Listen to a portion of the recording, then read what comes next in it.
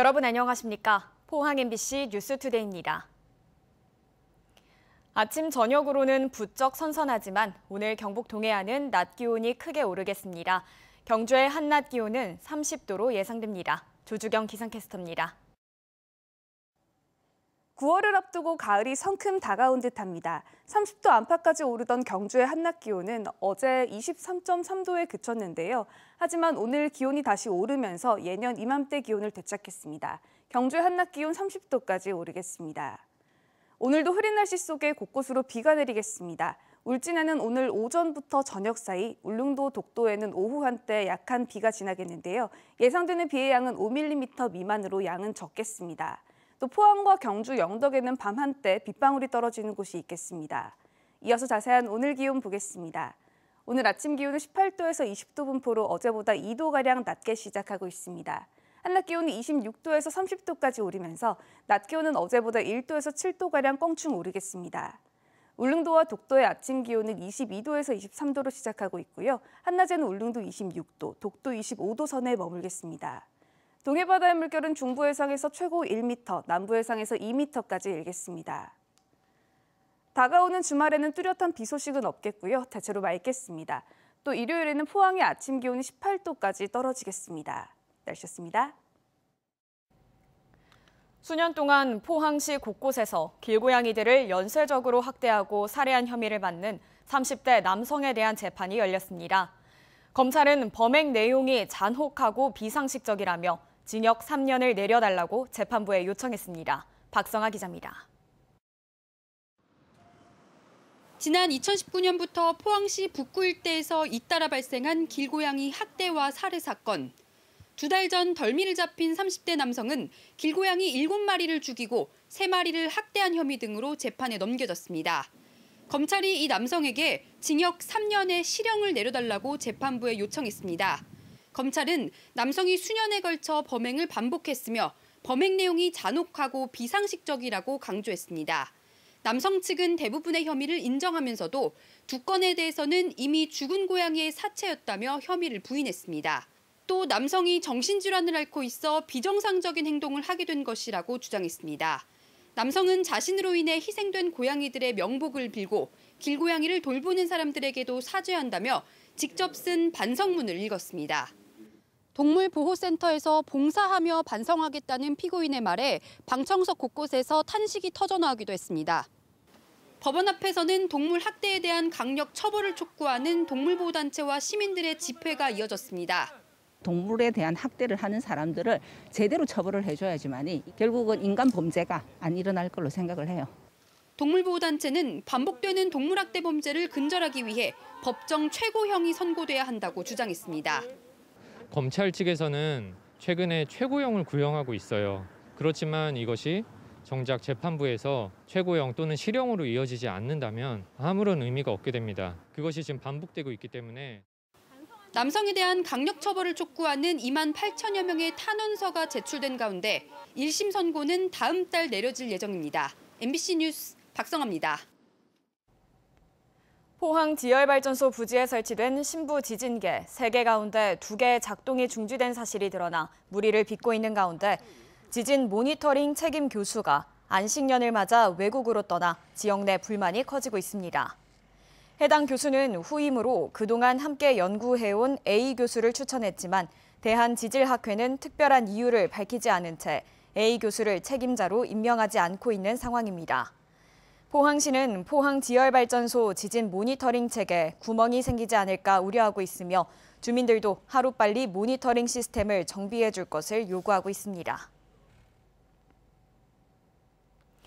코로나19 대유행이 조금 완화된다고는 하지만 하루 7,000명, 8,000명씩 확진자가 나오고 있죠.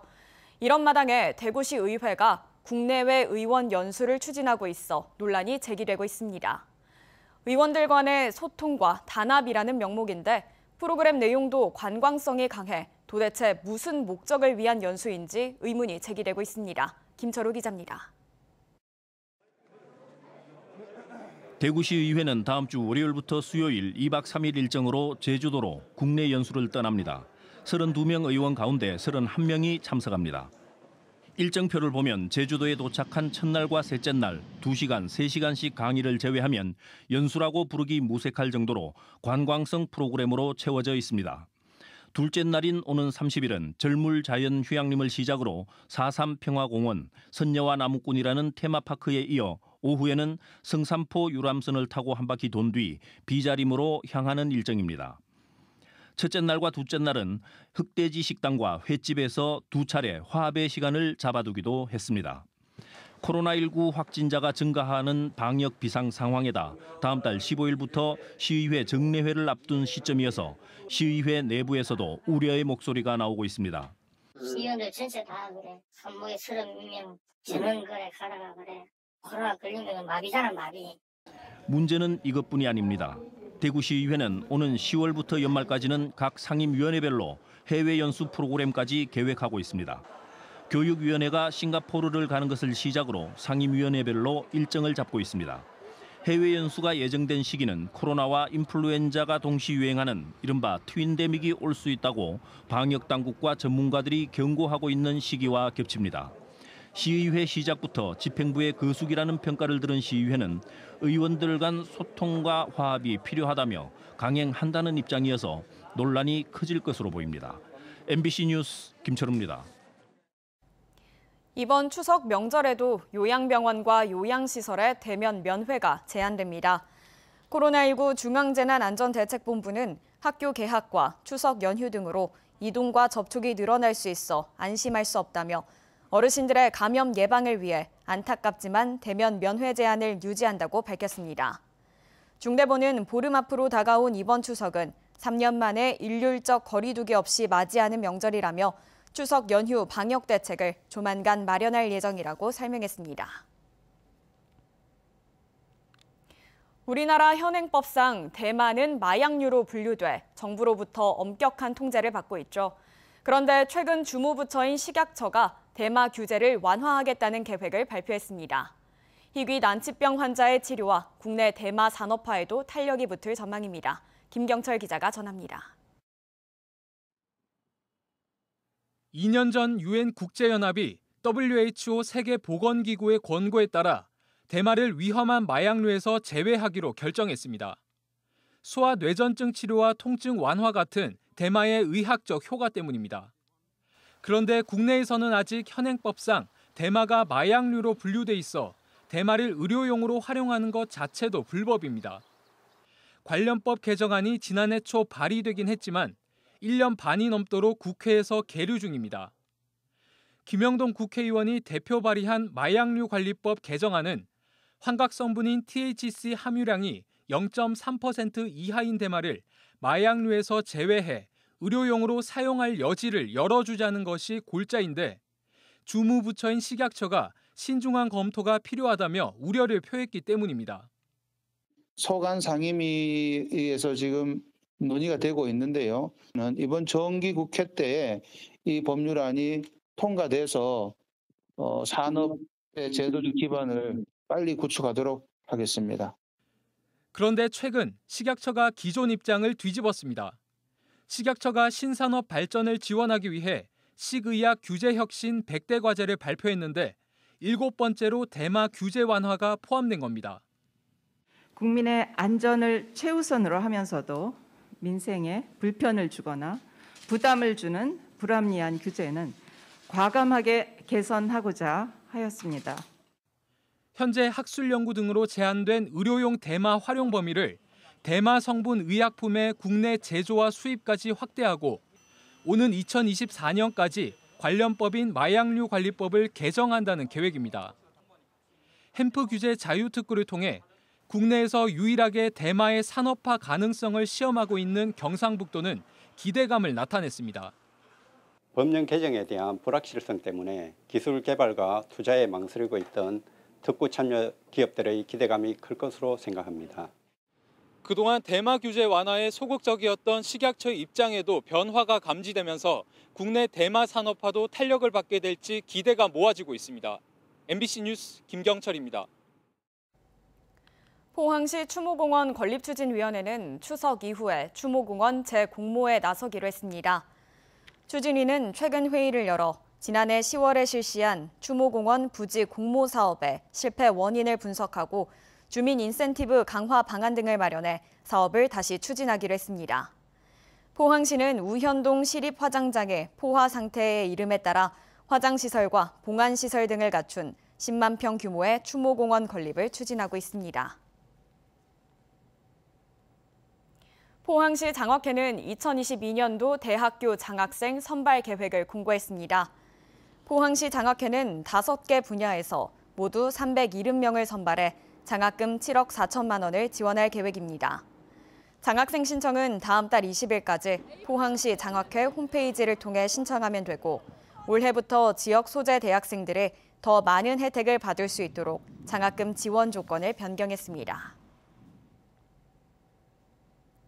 전국 최대 규모인 선덕여왕배 전국 여자 야구대회가 오는 27일부터 다음 달 4일까지 경주에서 열립니다. 이번 대회에는 전국 34개 팀 700여 명이 참가해 2주에 걸쳐 토요일과 일요일 4일 동안 토너먼트 형식으로 진행됩니다. 경주시는 2016년 전국 지자체 최초로 여자 야구단 경주 마이티를 창단했고 전국 규모 대회를 개최하고 있습니다. 경주시는 월성 경관 조명 조성 사업을 마치고 다음 달 1일부터 정식 운영한다고 밝혔습니다. 경관 조명은 월성 남측에 모두 42개가 설치됐고 조명 점등 시간은 해가 진 후부터 밤 11시까지입니다.